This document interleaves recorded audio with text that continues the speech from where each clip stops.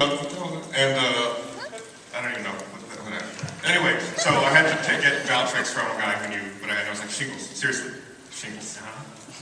Yeah, Shingles. it's like big fan, guys. I can't think of anything where it's like, you know, any amazing moments of like star power. The other day before RTX was open, I was eating lunch at the bar across the street and someone bought me a beer. That was cool. It's just stuff like that. Did it have anything written on it? The antidotes in the next beer. It's just stuff like that. No, it's cool. I say that, like, Rooster Teeth, it seems like the people that like our shows tend to be like us. So a really cool thing is wherever we go, it's like we have an instant group of friends. Like when we go to a city for a convention or whatever, we just run into people who are like us and like the stuff we like. So that's probably the coolest thing of all, I would say. That's also the worst thing. Oh, thanks.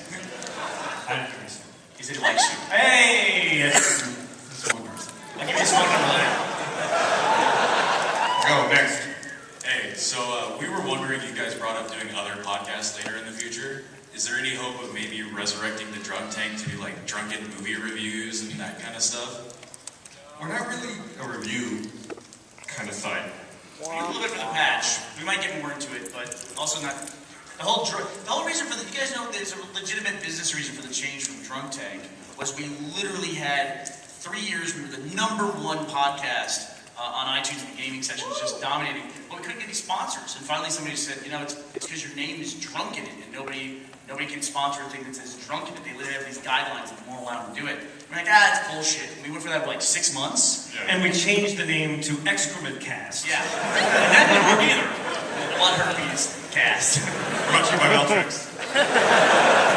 And it was like literally the moment we like branded it as the Rushi Podcast, we actually got sponsors that became like one of the more sustainable shows that we have, which is why we were able to expand. So sometimes you have to make choices, you know? I mean, this is a realistic answer to your question. Sometimes you have to make choices that are better for a business sense. But yeah, I don't think we'll do drunken reviews. We actually had an alcohol sponsorship one time where we weren't allowed to drink the alcohol. That was kind of interesting. You just couldn't drink it on camera. Well, that's not drinking it. Oh, it was funny because we had this alcohol sponsor, and you couldn't drink it while on camera. That was just a rule with alcohol. And so as soon as the camera switched and we could see it in the monitor, like everybody on the other couches was like, chug, chug, chug, chug, chug. I don't think we had mentioned that previously, so if you go back and watch that video podcast now, it's actually really entertaining to try to watch. There's been a couple of alcohol Because sponsors. you see everyone keeps looking at the monitor very nervously. Yeah, there's a bunch of moments where it cuts away and then cuts straight back. So it's like, Gap was impressive. He was like spinning the bottle. We gotta go down faster. It was pretty impressive. I